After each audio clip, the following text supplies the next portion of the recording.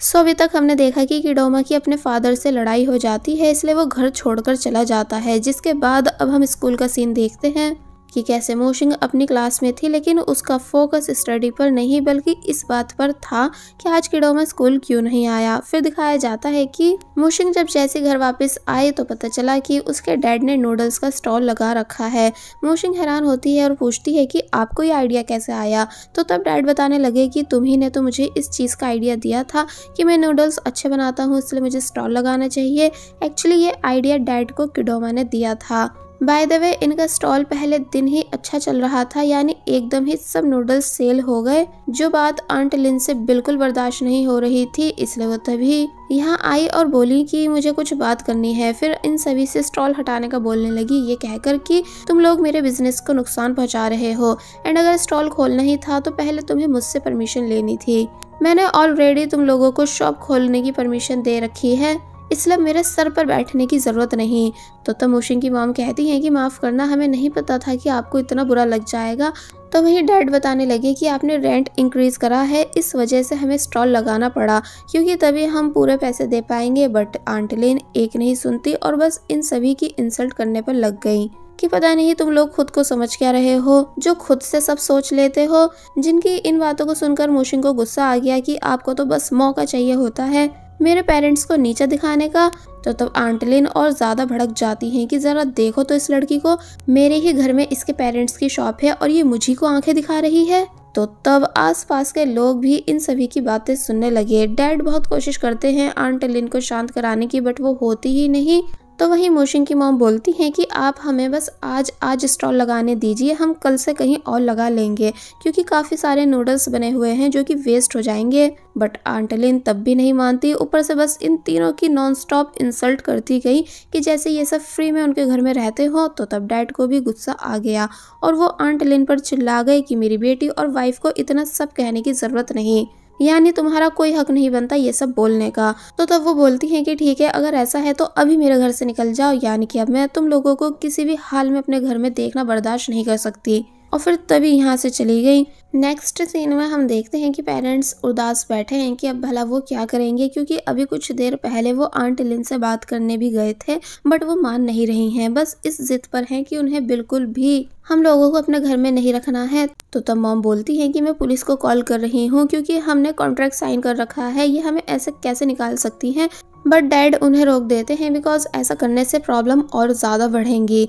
मोशिंग रोना शुरू कर देती है इन सभी हालातों को देखकर और अपने पेरेंट्स को इतना ज़्यादा परेशान देखकर। तो तब वो दोनों मोशिंग के पास बैठकर उसे समझाते हैं कि मोशिंग रोए नहीं, यानी कि सब ठीक हो जाएगा। डैड कहते हैं कि कोई नहीं, हम कहीं और रेंट पर घर ले लेंगे और नूडल्स के स्टॉल को भी कहीं और लगा लेंगे, यानी कि सिटी में, फिर हमारी लाइफ अच्छी हो जाएगी, यानी फिर कोई हमें रोज़ रोज़ बेइज्जत नहीं करेगा। तो तमोशिंग में फाइनली थोड़ी हिम्मत आने लगी और उसका मूड ठीक हो गया। फिर अब हमें किडोमा को दिखाया गया जो कि किसी कंपनी में जॉब के लिए आया है, पर अब क्योंकि उसके पास ना ही कोई डिप्लोमा था ना ही कोई एक्सपीरियंस, इसलिए इंटरव्यूअर उसको रिजेक्ट कर देता है। किडोमा फिर दूसरी कंपनी आया, लेकिन वहाँ भी किडोमा को रिजेक्ट कर दिया गया। फिर बस ऐसे ही किडोमा ने बहुत जगह जाकर इंटरव्यू दिए, लेकिन कोई भी उसे पास नहीं कर रहा था, बिकॉज किडोमा की स्टडी कंप्लीट नहीं है, इसलिए उसके लाख रिक्वेस्ट करने पर भी उसे कोई भी जॉब पर नहीं रख रहा था। फिर अब हम नेक्स्ट डे का सीन देखते हैं, जहाँ मोशिंग के पेरेंट्स बोल रहे हैं कि सभी कामों को करने के बाद हम रेंट पर घर देखने जाएंगे, कि तभी यहाँ रियो एंड मिस्टर युआन ये दोनों आते हैं और पूछने लगते हैं कि क्या मोशिंग यहीं पर रहती है। मोशिंग के डैड बताते हैं कि हाँ, पर आप लोग कौन। कि तभी मोशिंग भी बाहर आ गई, जो कि शॉक रह जाती है इन दोनों को देखकर। और फिर उसने अपने पेरेंट्स को बताया कि ये किडोमा के फादर हैं और ये किडोमा के बड़े भाई। तो ये सुन पेरेंट्स उन दोनों से घर में आने का बोलने लगे, बट वो मना कर देते हैं, ये बताकर कि हमें बस मोशिंग से अकेले में कुछ बात करनी है। मोशिंग पूछती है कि कौन सी बात। तो वहीं डैड ने मना कर दिया कि नहीं, अकेले में नहीं, यही हमारे सामने बात करो। तो ये सुन उन्होंने जब जैसे बताया कि किडोमा कुछ दिनों से घर वापस नहीं आया है, यानी कि गायब है। तो ये सुन मोशिंग के होश उड़ गए कि क्या किडोमा गायब है, इसलिए बोलती है कि चलिए बाहर अकेले में बात करते हैं। और फिर अब बाहर आकर बताने लगी कि मुझे इस बारे में बिल्कुल कुछ नहीं पता, क्योंकि मेरी काफ़ी दिन से किडोमा से बात नहीं हुई। मिस्टर यान मोशिंग की बात पर बिलीव नहीं करते और अब इससे पहले कि मोशिंग को कुछ कह पाते, लेकिन रियो उन्हें चुप करा देता है और बोलता है कि डैड, गलती आपकी भी है जो आपने उसे घर से जाने के लिए बोला था। ऊपर से उसके सभी क्रेडिट कार्ड्स भी बंद करा दिए थे। डैड चुप हो गए, इसलिए कहते हैं कि हमें पुलिस को इन्फॉर्म करना चाहिए। और जब जाने लगे तो तब रियो मोशिंग से कहकर गया कि अगर कुछ भी पता चले तो प्लीज सबसे पहले मुझे बताना, जिस बात के लिए वो मान गई। फिर मोशिंग भी किडोमा को कांटेक्ट करने की कोशिश करती है, लेकिन उसका नंबर बंद आ रहा था। अब नेक्स्ट सीन में हम किडोमा को एक घर में देखते हैं। एक्चुअली ये किडोमा की मॉम के भाई का घर है, यानी कि किडोमा के मामा का, जिनका नाम है मिस्टर चाओ, जो कि किडोमा से पूछ रहे हैं कि तुम और कितने दिन यहाँ रहने वाले हो एंड तुम्हारा आगे का क्या प्लान है। तो तब वो बोला कि एक्चुअली मैं ऑनलाइन जॉब सर्च कर रहा हूँ, फिर जॉब के मिलते ही यहाँ से चला जाऊंगा, यानी आपको और ज्यादा परेशान नहीं करूंगा, पर बस आप प्लीज मेरे डैड को मत बताना कि मैं यहाँ हूँ। तो तब वो बोले कि हाँ ठीक है, मैं नहीं बताऊंगा, पर तब भी मेरी एडवाइस यही रहेगी कि तुम वापस अपने घर चले जाओ। बट किडोमा मानता नहीं, क्योंकि वो डिसाइड कर चुका है कि अब वो अकेले ही रहेगा।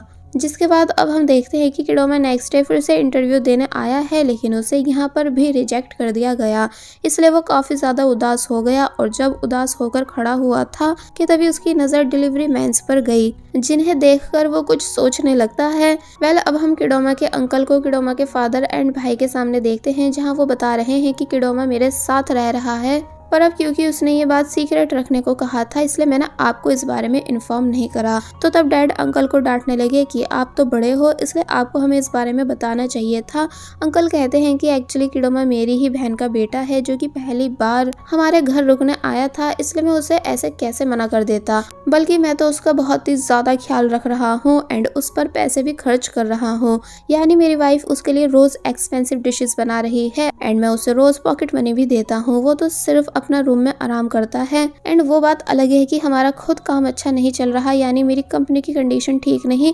पर मैं किडोमा को इस बात का एहसास नहीं होने देता, बल्कि अगर उसे मेरे छोटे से घर में रहने में प्रॉब्लम होगी तो मैं उसके लिए 5 स्टार होटल भी बुक कर सकता हूँ। एक्चुअली अंकल ये सभी बातें झूठ बोल रहे थे ताकि किडोमा की फैमिली से पैसे ले सके एंड ऐसा होता भी है। यानी रियो तुरंत अंकल के अकाउंट में 1 लाख युआन सेंड कर देता है और बोलता है कि आप बस मेरे भाई का अच्छे से ख्याल रखना, मेरा भाई जब तक आपके पास है आप बस उसका अच्छे से ध्यान रखना। अंकल एक्टिंग करने लगते हैं कि नहीं इसकी जरूरत नहीं है, पर अंदर ही अंदर पैसे देखकर वो खुश हो रहे थे और फिर समझाने लगे कि किडोमा का जब तक गुस्सा शांत नहीं हो जाता आप उसे मेरे ही पास रहने दो, फिर वो खुद वापस घर आ जाएगा। मिस्टर यान कहते हैं कि तुम हमारी कंपनी में जॉब के लिए आ सकते हो, मैं तुमको अच्छी पोजीशन पे रखूंगा। तो तब इस बात को सुन अंकल और ज्यादा खुश होने लगे कि किडोमा तो जैकपॉट निकला। और वही किडोमा जो कि जॉब ढूंढ ढूंढ कर परेशान है कि तभी फाइनली उसे एक जॉब मिल गई डिलीवरी मैन की, जहां उसे मंथली 1500 युआन सैलरी में दिए जाएंगे एंड अगर वो ज्यादा ऑर्डर्स लेता है तो तब उसे कमीशन भी मिलेगी। फिर हमें अब वो जगह दिखाई जाती है जहां अब से किडोमा रहने वाला है एंड उसे यहाँ रहने की जगह कंपनी वालों ने ही दी थी, बिकॉज यहाँ पर सभी डिलीवरी मैन्स रहते हैं। फिर हम किडोमा के रूम को देखते हैं जहाँ वो अकेला नहीं रहेगा, बल्कि और भी कई लोग इस रूम में रहते हैं, इसलिए किडोमा को ये सब देखकर प्रॉब्लम होती है। जो आदमी साथ में था वो बोला कि अगर तुम्हें प्रॉब्लम हो रही है तो तुम यहाँ से जा सकते हो। तो तब किडोमा कहता है कि नहीं नहीं मुझे कोई परेशानी नहीं, मैं आराम से यहाँ रह लूंगा।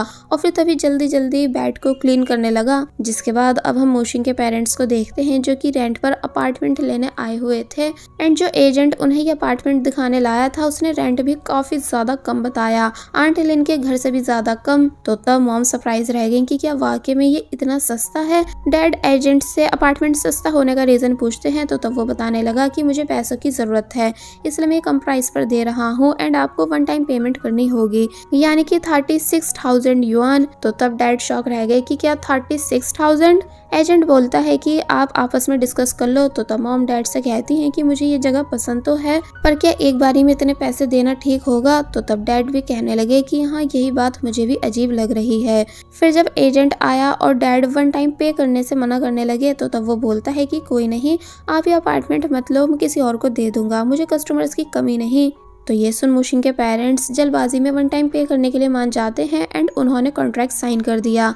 इसका मतलब अब पूरे 3 साल के लिए ये अपार्टमेंट इनका हो चुका है। जिसके बाद अब हमें वापस से किडोमा दिखाया जाता है जो कि बहुत ही ध्यान से अपने मोबाइल को देख रहा था एकदम फुल फोकस के साथ। फिर जब फाइनली उसको फर्स्ट ऑर्डर मिला तो वो खुशी खुशी जल्दी से यहाँ से चला गया, जिसको बाकी के डिलीवरी मैन देखने लगे, जिनमें से इस वाले का नाम है गोंग, जो कि बोला कि शायद ये लड़का न्यू है जो मुझसे पहले ऑर्डर कैच करके चला गया। फिर अब हम मोशिंग को देखते हैं जो कि कैंटीन में थी और फिर तभी टेक्वेंडो स्टूडेंट्स की बातें सुनने लगी जो सब किडोमा के लिए परेशान है एंड उसे मिस कर रहे हैं। तो तब ये सब सुनकर मोशिंग को भी अच्छा नहीं लगता। फिर वापस से हमें किडोमा दिखाया गया जो कि कैसे कैसे पूरा हार्डवर्क कर रहा है, यानी non stop bus orders deliver करता जा रहा है। फिर तभी रात हो गई जहाँ वो चैन से सो भी नहीं पाता बिकॉज उसके बेड पर दूसरों के पैर आ रहे थे, जिस वजह से किडोमा को परेशानी हुई, इसलिए वो उठकर बैठ गया। फिर मोशिंग की उन सभी बातों को याद करने लगा जब मोशिंग ने किडोमा को रिजेक्ट करा था, ये बोलकर कि वो उसको पसंद नहीं करती है, इसलिए किडोमा एक बार फिर उदास होने लगा। दूसरी तरफ जब मोशिंग को किडोमा का लेटर मिला तो तब वो भी उदास होने लगती है एंड अब बिल्कुल भी स्टडी पर फोकस नहीं दे पा रही थी, क्योंकि उसके माइंड में बस बार बार ये ख्याल आ रहा है कि पता नहीं किडोमा कहाँ गायब है और पता नहीं किस हालात में होगा। अब नेक्स्ट डे हम देखते हैं कि किडोमा वापस से अपने काम पर लग गया एंड वो बिना कुछ खाए पिए काम करता जा रहा था, बीच बीच में बस पानी पी रहा था, यानी खुद पर बिल्कुल भी ध्यान नहीं दे रहा है। तो तब वही गोंग नाम का पर्सन एक बार फिर किडोमा को नोटिस करता है, ये बोलकर कि पता नहीं क्यों ये लड़का मेरी आंखों में चुभ रहा है, क्योंकि अगर ऐसा ही चलता रहा तो ये सारी कमीशन हमसे छीन लेगा। और बस फिर इसी सीन के साथ ये पार्ट यहीं पर एंड हो जाता है। There was a time when you had me falling to the ground. For next part, please subscribe my channel and hit the bell icon. Thank you.